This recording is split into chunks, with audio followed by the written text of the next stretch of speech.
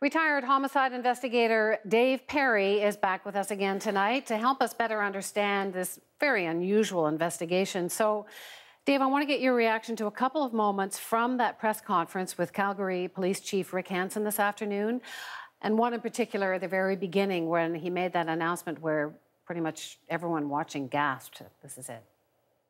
At approximately 1:30 a.m. today, officers arrested a man in the Airdrie area.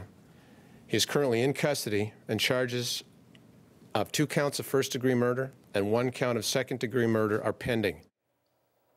So 3 murder charges, and yet no bodies have been found. What was your reaction hearing that today? Well, I think everybody had that gasp right across the country when they heard that news. And I think the only thing that could have made it worse was to hear the news that it is now a murder investigation, a triple murder investigation, and the fact that there are no bodies, that the bodies have not yet been recovered. I can't imagine how much more difficult that makes it for the family. How unusual is that charges could be laid without bodies being found?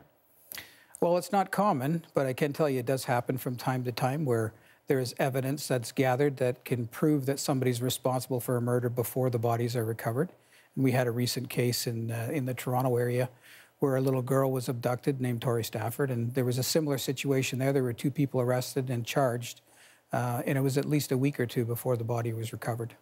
Now, Douglas Garland, he was arrested last week on other charges, and then on Friday night, he was released. What could be going on with that? Well, it tells me a couple of things. The first being that perhaps they didn't have enough evidence to charge him, and that might have simply been the case at that time. The other thing is that the police may have had some evidence or been quite suspicious about his behavior and simply wanted to have him out and have him under observation to see if that would help them gain any significant evidence to move the case forward. The bodies haven't been found, so safe to assume, I suppose, that the suspect is not cooperating. I think it's a safe assumption that the suspect is not cooperating to the point where he's disclosing where he disposed of bodies, absolutely.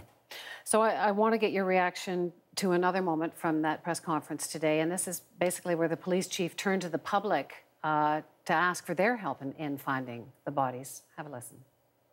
We are asking for the assistance of anybody who is on an acreage, anybody who's a business person, oil companies that have access to land, to continue to be vigilant in looking for anything that's unusual. So that seems to suggest that they have no idea where the bodies are. I think the chief was very clear that they don't have any idea where the bodies are. And I think it's very appropriate. As I said, it's easier to know where the beginning of a search is within the crime scene, followed up by a suspect's address or a suspect's property. But once all of the usual methods fail to recover the bodies, then you have to determine where to go next.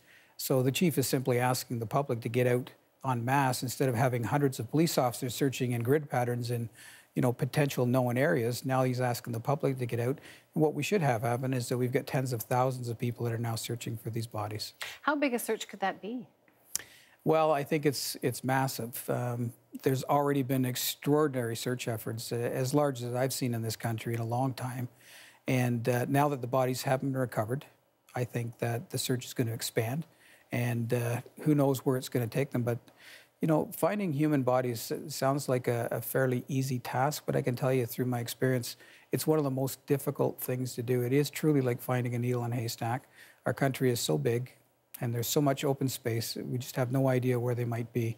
But I am confident that in time, and hopefully in a short time, that they will be recovered. We haven't been given much detail on what they found inside the house, but they did describe it as a violent scene, so presumably there's some clues in that as well. Well, it was described as a violent crime scene, and it was also described as a scene that gave evidence that these people did not leave, voluntarily. So that tells me as an investigator that there's some good forensic opportunities within that crime scene to assist the police. Well, it must be terrible telling a family about a murder, but to not be able to give them answers or even point to a body must make it worse.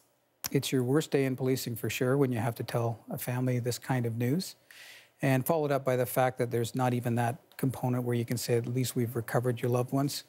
But I can assure you that every effort that the police can undertake is being undertaken, and they will recover these bodies. Thanks so much. My pleasure. Dave Perry, thank you.